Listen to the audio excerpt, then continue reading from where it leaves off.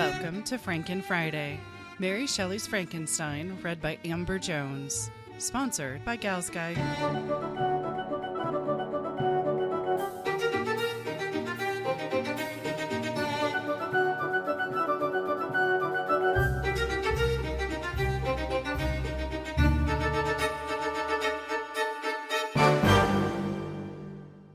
Chapter 24. My present situation is one in which all voluntary thought was swallowed up and lost. I was hurried away by fury. Revenge alone endowed me with strength and composure. It molded my feelings and allowed me to be calculating and calm, at periods when otherwise delirium or death would have been my portion. My first resolution was to quit Geneva forever. My country, which when I was happy and beloved was dear to me, now in my adversity became hateful. I provided myself with a sum of money, together with a few jewels which had belonged to my mother, and departed. And now my wanderings began, which are to cease but with life. I have traversed a vast portion of the earth, and have endured all the hardships which travelers in deserts and barbarous countries are wont to meet. How I have lived I hardly know. Many times have I stretched my failing limbs upon the sandy plain and prayed for death. But revenge kept me alive. I dared not die and leave my adversary in being. When I quitted Geneva, my first labor was to gain some clue by which I might trace the steps of my fiendish enemy. But my plan was unsettled, and I wandered many hours round the confines of the town, uncertain what path I should pursue. As night approached, I found myself at the entrance of the cemetery where William, Elizabeth, and my father reposed. I entered it, and approached the tomb which marked their graves. Everything was silent except the leaves of the trees, which were gently agitated by the wind. The night was nearly dark, and the scene would have been solemn and affecting even to an uninterested observer. The spirits of the departed seemed to flit around, and to cast a shadow, which was felt but not seen, around the head of the mourner. The deep grief which this scene had at first excited quickly gave way to rage and despair. They were dead, and I lived. Their murderer also lived, and to destroy him I must drag out my weary existence. I knelt on the grass, and kissed the earth, and with quivering lips exclaimed, "By the sacred earth on which I kneel, by the shades that wander near me, by the deep and eternal grief that I feel, I swear, and by thee, O night, and the spirits that preside over thee, to pursue the demon who caused this misery, until he or I shall perish in mortal conflict. For this purpose I will preserve my life. To execute this dear revenge will I again behold the sun, and tread the green herbage of earth, which otherwise should vanish from my eyes forever. And I call on you, spirits of the dead, and on you, wandering ministers of vengeance, to aid and conduct me in my work. Let the cursed and hellish monster drink deep of agony.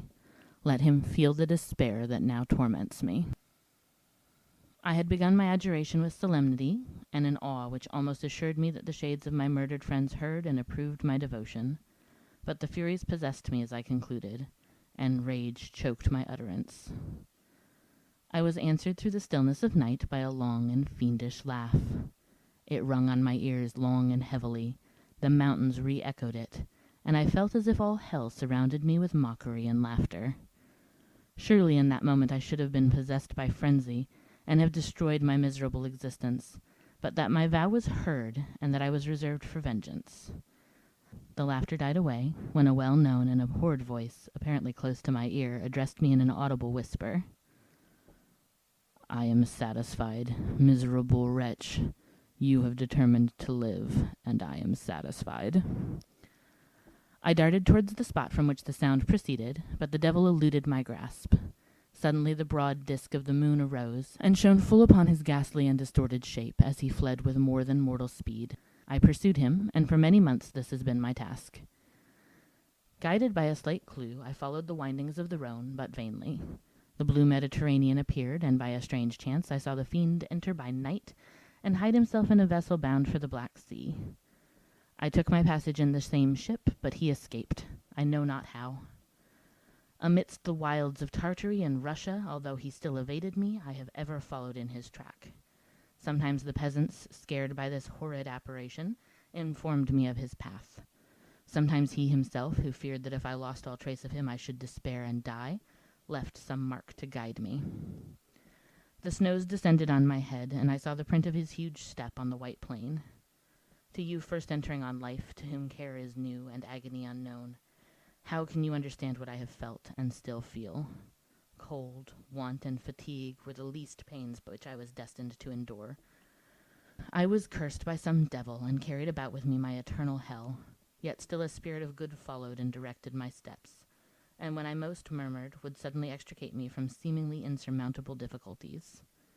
Sometimes, when nature, overcome by hunger, sunk under the exhaustion, a repast was prepared for me in the desert that restored and inspirited me. The fare was indeed coarse, such as the peasants of the country ate, but I will not doubt that it was set there by the spirits that I had invoked to aid me. Often, when all was dry, the heavens cloudless, and I was parched by thirst, a slight cloud would bedim the sky, shed the few drops that revived me, and vanish. I followed, when I could, the courses of the rivers, but the demon generally avoided these, as it was here that the population of the country chiefly collected. In other places human beings were seldom seen, and I generally subsisted on the wild animals that crossed my path. I had money with me, and gained the friendship of the villagers by distributing it, or I brought with me some food that I had killed, which, after taking a small part, I always presented to those who had provided me with fire and utensils for cooking. My life, as it passed thus, was indeed hateful to me, and it was during sleep alone that I could taste joy. O blessed sleep! Often, when most miserable, I sank to repose, and my dreams lulled me even to rapture.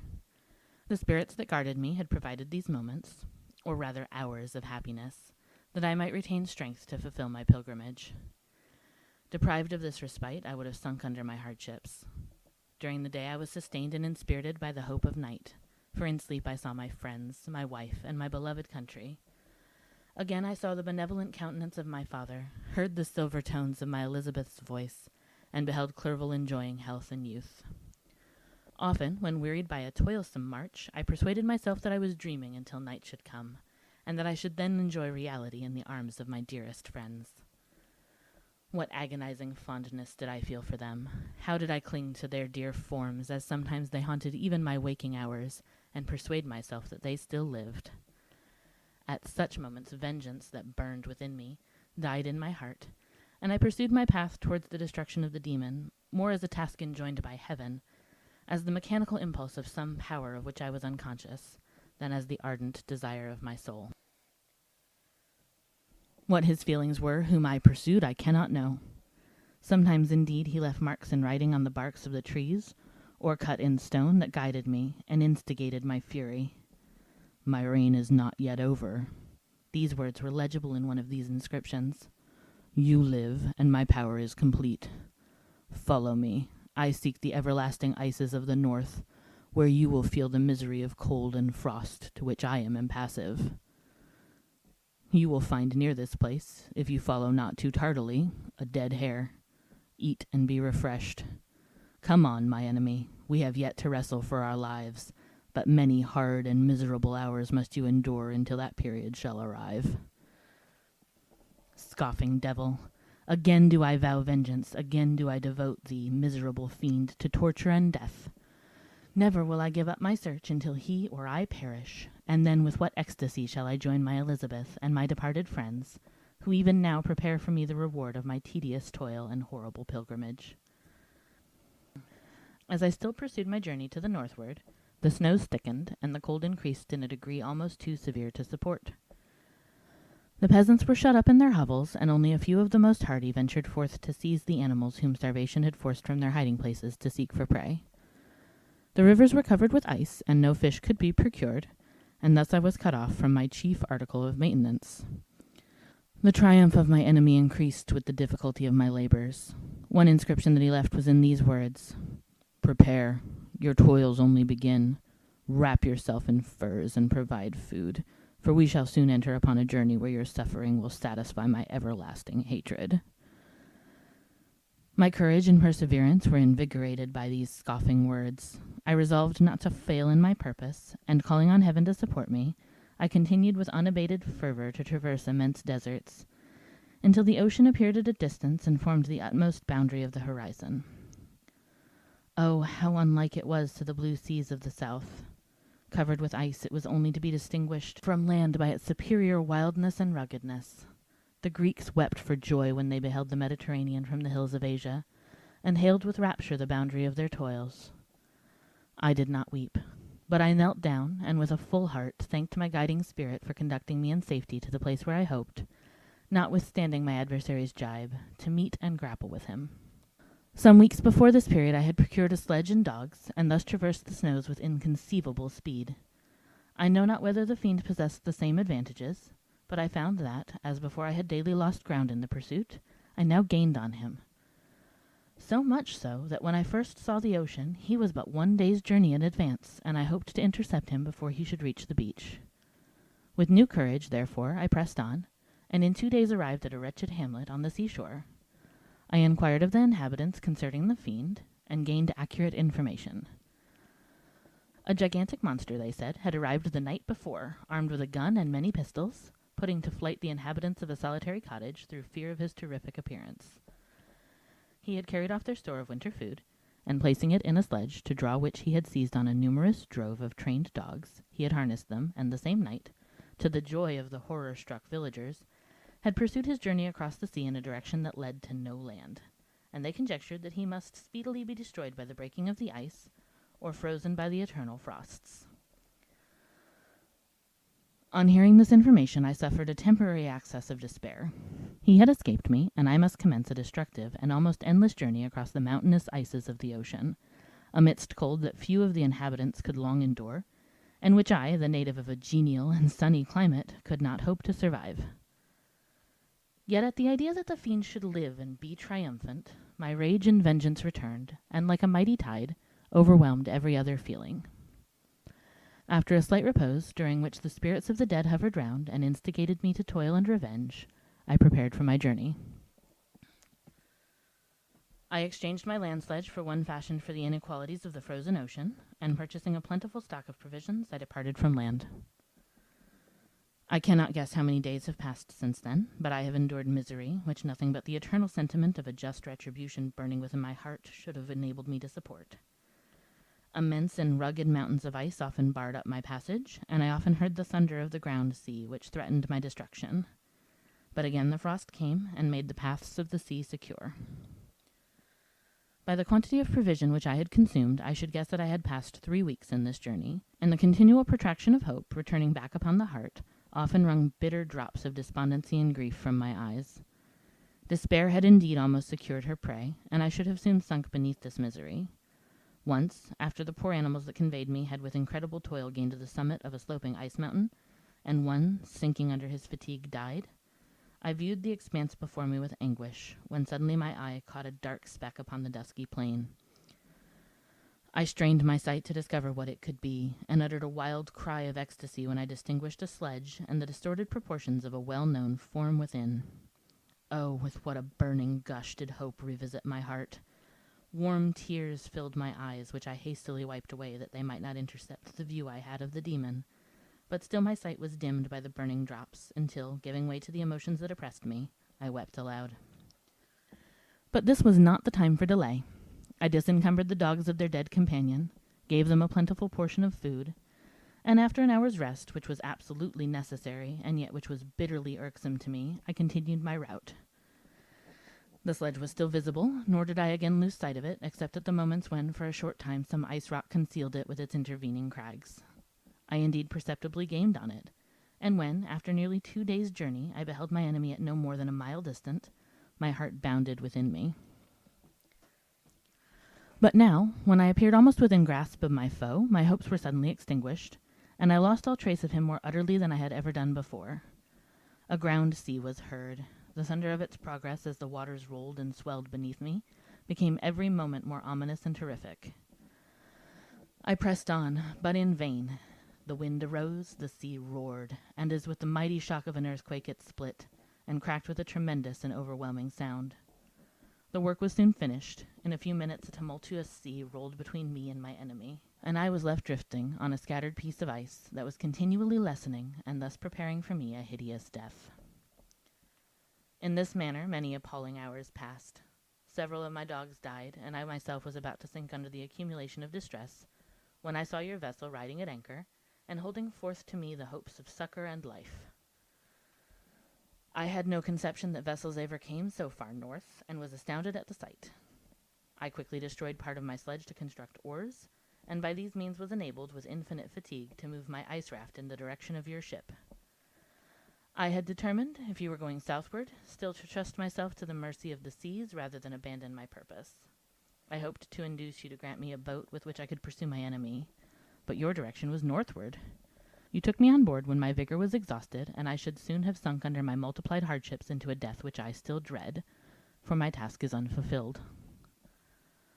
Oh, when will my guiding spirit, in conducting me to the demon, allow me the rest I so much desire, or must I die and he yet live?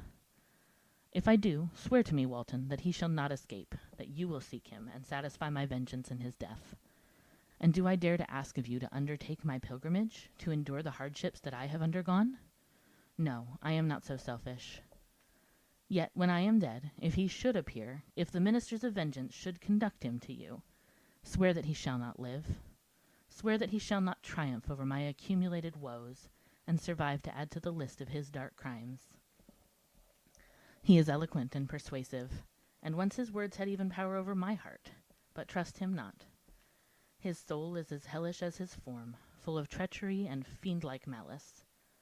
Hear him not. Call on the manes of William, Justine, Clerval, Elizabeth, my father, and of the wretched Victor, and thrust your sword into his heart. I will hover near and direct the steel aright. Walton, in continuation. August 26th, 17. You have read this strange and terrific story, Margaret, and do you not feel your blood congeal with horror, like that which even now curdles mine? Sometimes, seized with sudden agony, he could not continue his tale. At others, his voice broken yet piercing, uttered with difficulty the words so replete with anguish. His fine and lovely eyes were now lighted up with indignation, now subdued to downcast sorrow, and quenched in infinite wretchedness. Sometimes he commanded his countenance and tones, and related the most horrible incidents with a tranquil voice, suppressing every mark of agitation. Then, like a volcano bursting forth, his face would suddenly change to an expression of the wildest rage, as he shrieked out imprecations on his persecutor. His tale is connected, and told with an appearance of the simplest truth. Yet I own to you that the letters of Felix and Safie, which he showed me, and the apparition of the monsters seen from our ship, brought to me a greater conviction of the truth of his narrative than his asseverations, however earnest and connected. Such a monster has then really existence. I cannot doubt it, yet I am lost in surprise and admiration. Sometimes I endeavored to gain from Frankenstein the particulars of his creature's formation, but on this point he was impenetrable. "Are you mad, my friend?" said he. "Or whither does your senseless curiosity lead you? Would you also create for yourself and the world a demoniacal enemy? Peace, peace. Learn my miseries, and do not seek to increase your own." Frankenstein discovered that I made notes concerning his history. He asked to see them, and then himself corrected and augmented them in many places, but principally in giving the life and spirit to the conversations he held with his enemy. "Since you have preserved my narration," said he, "I would not that a mutilated one should go down to posterity." Thus as a week passed away, while I have listened to the strangest tale that ever imagination formed, my thoughts and every feeling of my soul have been drunk up by the interest for my guest, which this tale and his own elevated and gentle manners have created.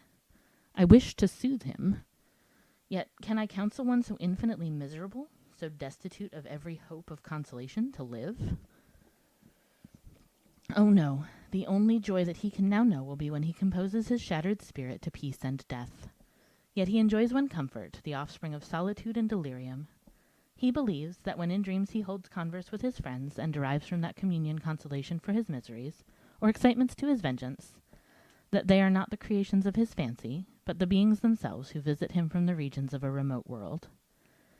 This faith gives a solemnity to his reveries that render them to me almost as imposing and interesting as truth.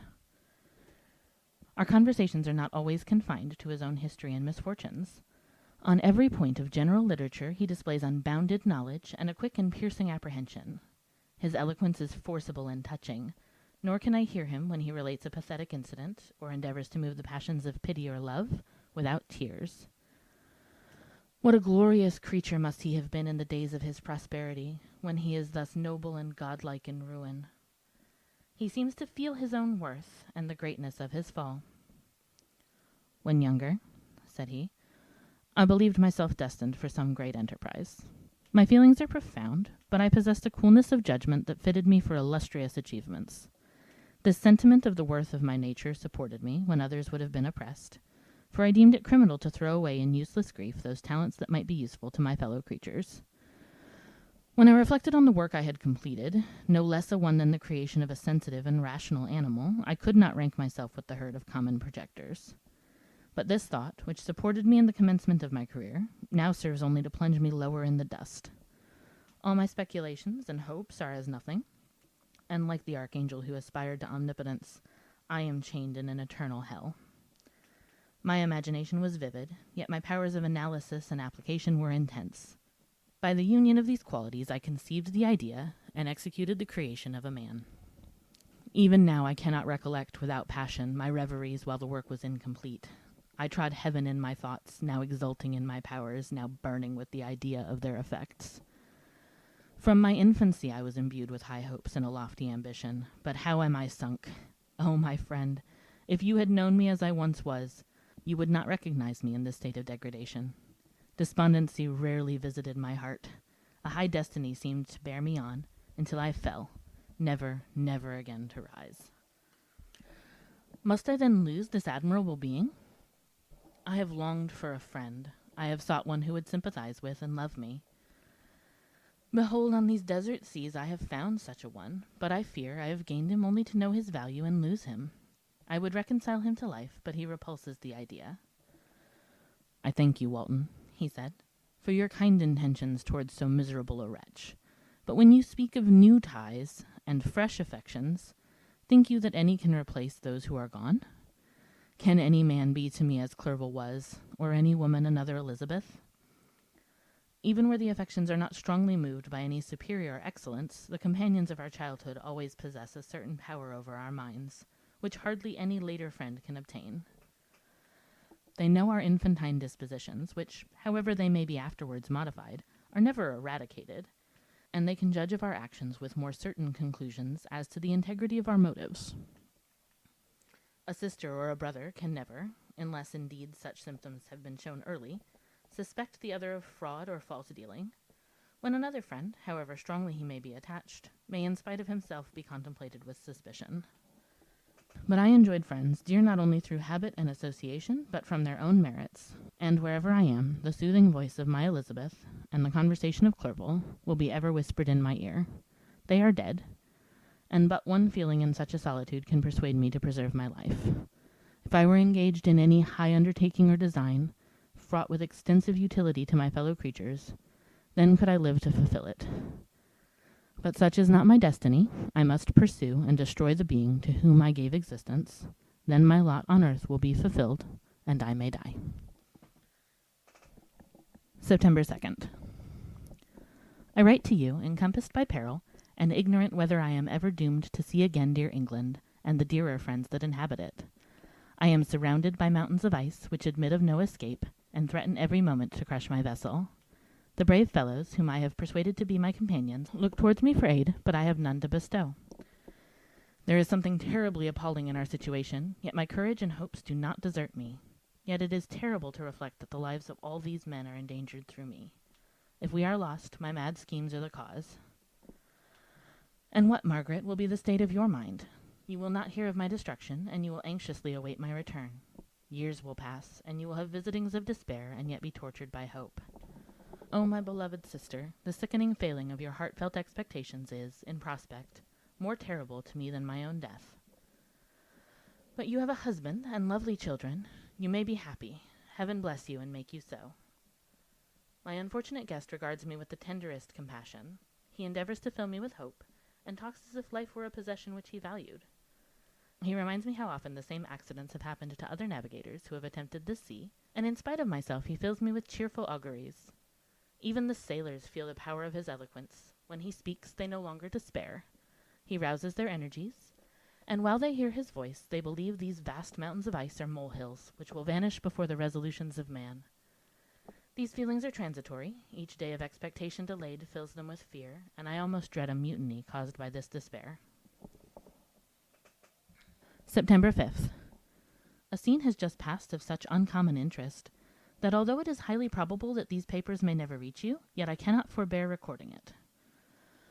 We are still surrounded by mountains of ice, still in imminent danger of being crushed in their conflict. The cold is excessive, and many of my unfortunate comrades have already found a grave amidst this scene of desolation.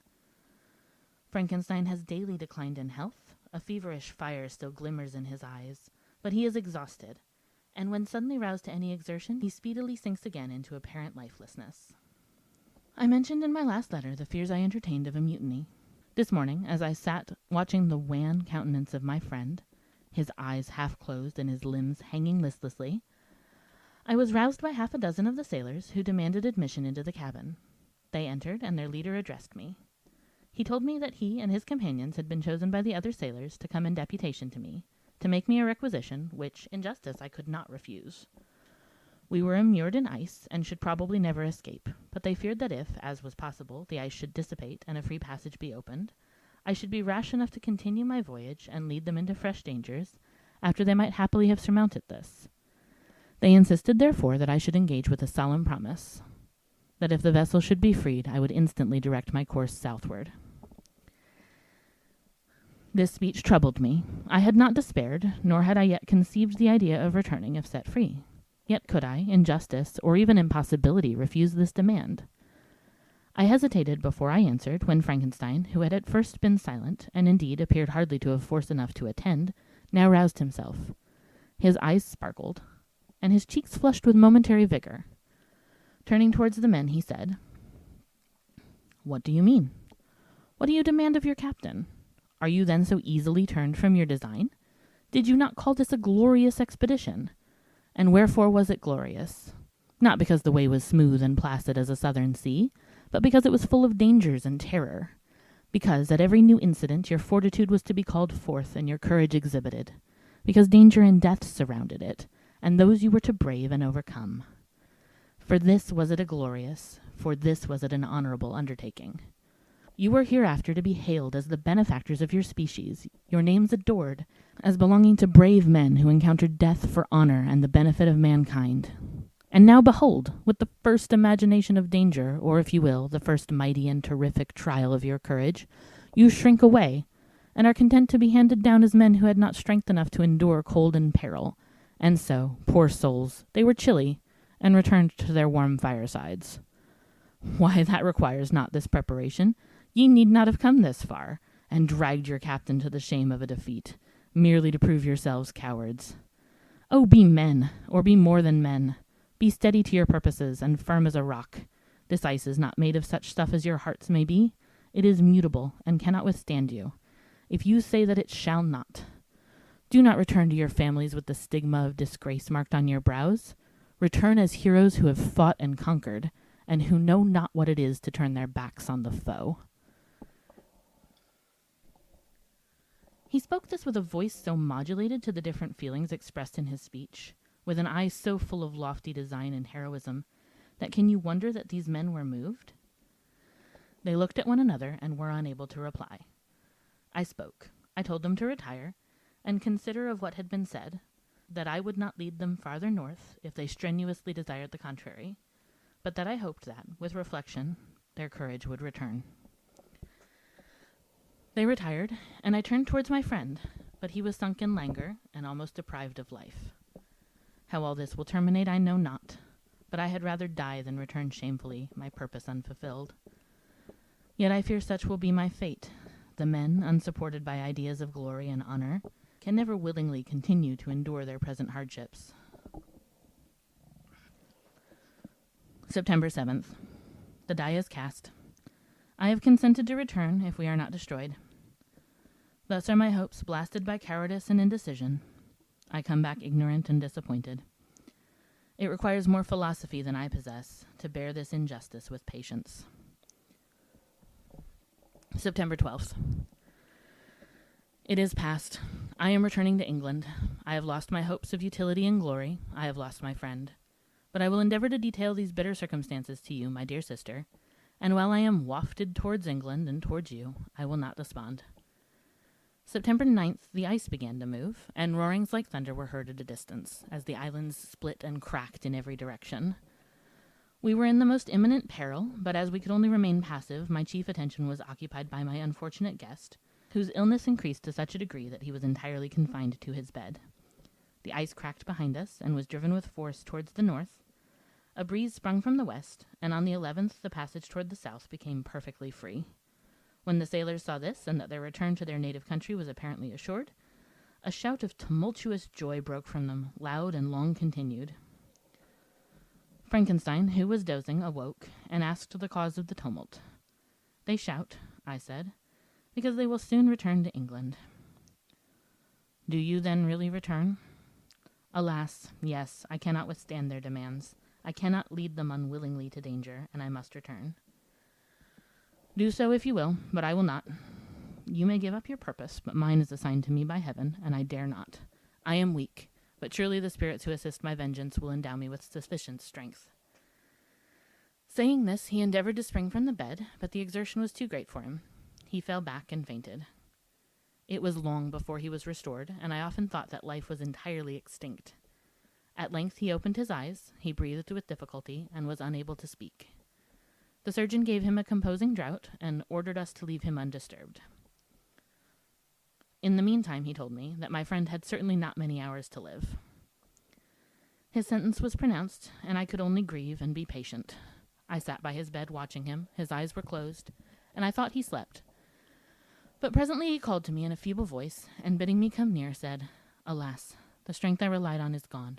I feel that I shall soon die, and he, my enemy and persecutor, may still be in being.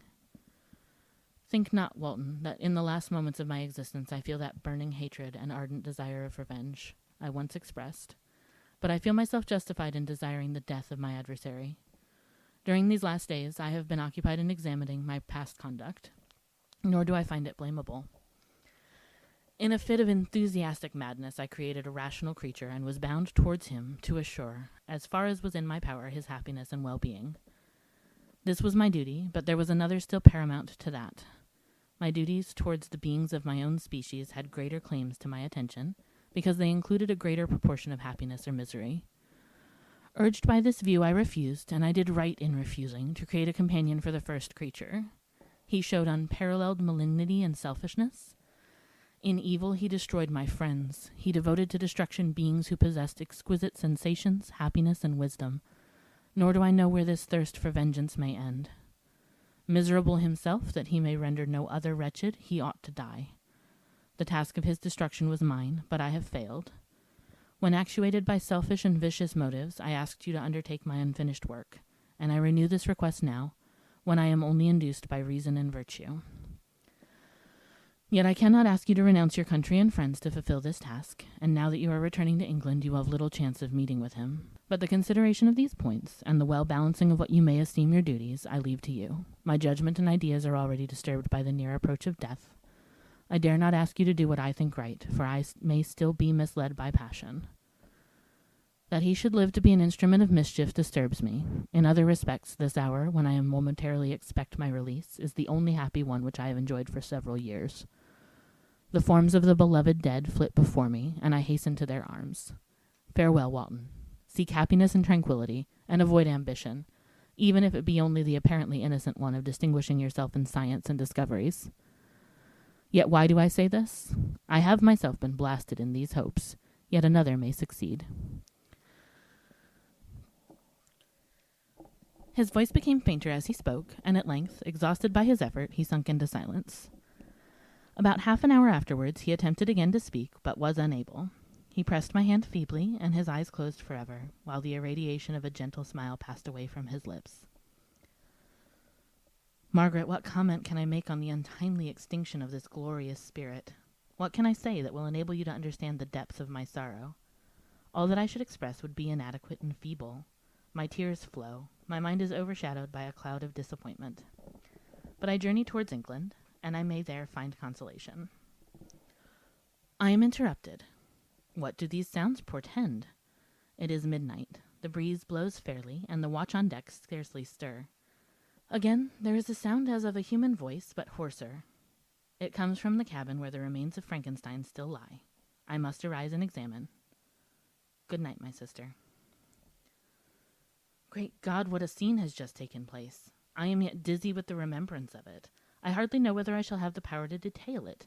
Yet the tale which I have recorded would be incomplete without this final and wonderful catastrophe. I entered the cabin where lay the remains of my ill-fated and admirable friend.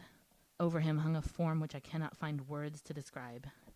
Gigantic in stature, yet uncouth and distorted in its proportions. As he hung over the coffin, his face was concealed by long locks of ragged hair, but one vast hand was extended, in color and apparent texture like that of a mummy. When he heard the sound of my approach, he ceased to utter exclamations of grief and horror, and sprung towards the window. Never did I behold a vision so horrible as his face, of such loathsome yet appalling hideousness. I shut my eyes involuntarily, and endeavored to recollect what were my duties with regard to this destroyer. I called on him to stay. He paused, looking on me with wonder, and again turning towards the lifeless form of his creator, he seemed to forget my presence, and every feature and gesture seemed instigated by the wildest rage of some uncontrollable passion. "That is also my victim," he exclaimed. "In his murder my crimes are consummated. The miserable series of my being is wound to its close. O Frankenstein, generous and self-devoted being, what does it avail that I now ask thee to pardon me? I, who irretrievably destroyed thee by destroying all thou lovest. Alas, he is cold. He cannot answer me." His voice seemed suffocated, and my first impulses, which had suggested to me the duty of obeying the dying request of my friend in destroying his enemy, were now suspended by a mixture of curiosity and compassion. I approached this tremendous being. I dared not again raise my eyes to his face. There was something so scaring and unearthly in his ugliness. I attempted to speak, but the words died away on my lips. The monster continued to utter wild and incoherent self-reproaches. At length I gathered resolution to address him, in a pause of the tempest of his passion. "Your repentance," I said, "is now superfluous. If you had listened to the voice of conscience, and heeded the stings of remorse, before you had urged your diabolical vengeance to this extremity, Frankenstein would yet have lived." "And do you dream?" said the demon. "Do you think that I was then dead to agony and remorse? He continued, pointing to the corpse, "he suffered not in the consummation of the dead. Oh, not the 10,000th portion of the anguish that was mine during the lingering detail of its execution. A frightful selfishness hurried me on, while my heart was poisoned with remorse. Think you that the groans of Clerval were music to my ears? My heart was fashioned to be susceptible of love and sympathy, and when wrenched by misery to vice and hatred, it did not endure the violence of the change, without torture such as you cannot even imagine. After the murder of Clerval, I returned to Switzerland, heartbroken and overcome. I pitied Frankenstein. My pity amounted to horror. I abhorred myself. But when I discovered that he, the author at once of my existence and of its unspeakable torments, dared to hope for happiness, that while he accumulated wretchedness and despair upon me, he sought his own enjoyment in feelings and passions from the indulgence of which I was forever barred, then impotent envy and bitter indignation filled me with an insatiable thirst for vengeance. I recollected my threat and resolved that it should be accomplished. I knew that I was preparing for myself a deadly torture, but I was the slave, not the master, of an impulse which I detested yet could not disobey. Yet when she died, nay, then I was not miserable. I had cast off all feeling, subdued all anguish, to riot in the excess of my despair. Evil thenceforth became my good. Urged thus far, I had no choice but to adapt my nature to an element which I had willingly chosen. The completion of my demoniacal design became an insatiable passion, and now it is ended. There is my last victim. I was at first touched by the expressions of his misery, yet when I called to mind what Frankenstein had said of his powers of eloquence and persuasion, and when I again cast my eyes on the lifeless form of my friend, indignation was rekindled within me. "Wretch," I said, "it is well that you come here to whine over the desolation that you have made. You throw a torch into a pile of buildings, and when they are consumed, you sit among the ruins and lament the fall. Hypocritical fiend! If he whom you mourn still lived, still would he be the object, again would he become the prey of your accursed vengeance. It is not pity that you feel. You lament only because the victim of your malignity is withdrawn from your power. Oh, it is not thus. Not thus, interrupted the being. Yet such must be the impression conveyed to you by what appears to be the purport of my actions. Yet I seek not a fellow feeling in my misery.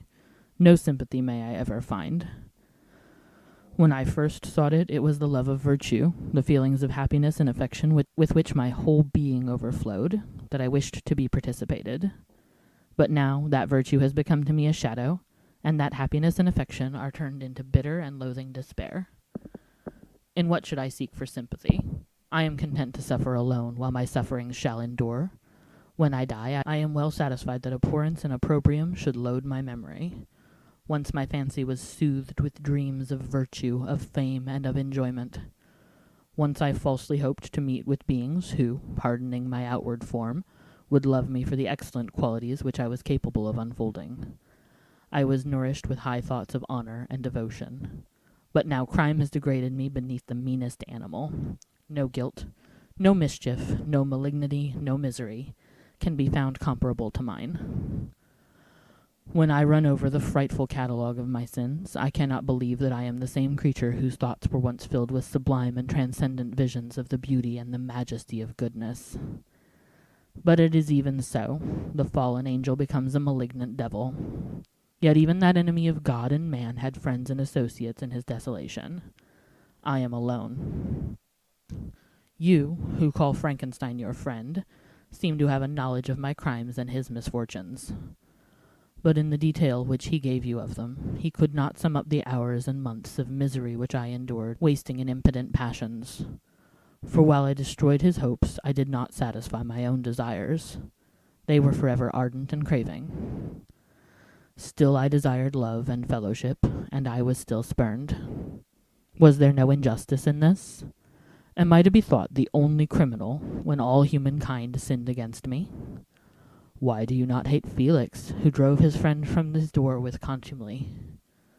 Why do you not execrate the rustic who sought to destroy the Saviour of his child? Nay, these are virtuous and immaculate beings. I, the miserable and the abandoned, am an abortion, to be spurned at, and kicked, and trampled on. Even now my blood boils at the recollection of this injustice. But it is true that I am a wretch. I have murdered the lovely and the helpless. I have strangled the innocent as they slept, and grasped to death his throat who never injured me or any other living thing. I have devoted my Creator, the select specimen of all that is worthy of love and admiration among men, to misery. I have pursued him even to that irremediable ruin. There he lies, white and cold in death. You hate me, but your abhorrence cannot equal that with which I regard myself. I look on the hands which executed the deed. I think on the heart in which the imagination of it was conceived, and long for the moment when these hands will meet my eyes, when that imagination will haunt my thoughts no more. Fear not that I shall be the instrument of future mischief. My work is nearly complete. Neither yours nor any man's death is needed to consummate the series of my being, and accomplish that which must be done, but it requires my own. Do not think that I shall be slow to perform this sacrifice. I shall quit your vessel on the ice raft which brought me thither, and shall seek the most northern extremity of the globe. I shall collect my funeral pile, and consume to ashes this miserable frame, that its remains may afford no light to any curious and unhallowed wretch who would create such another as I have been. I shall die. I shall no longer feel the agonies which now consume me, or be the prey of feelings unsatisfied yet unquenched. He is dead who called me into being, and when I shall be no more, the very remembrance of us both will speedily vanish. I shall no longer see the sun or stars, or feel the winds play on my cheeks. Light, feeling, and sense will pass away, and in this condition must I find my happiness.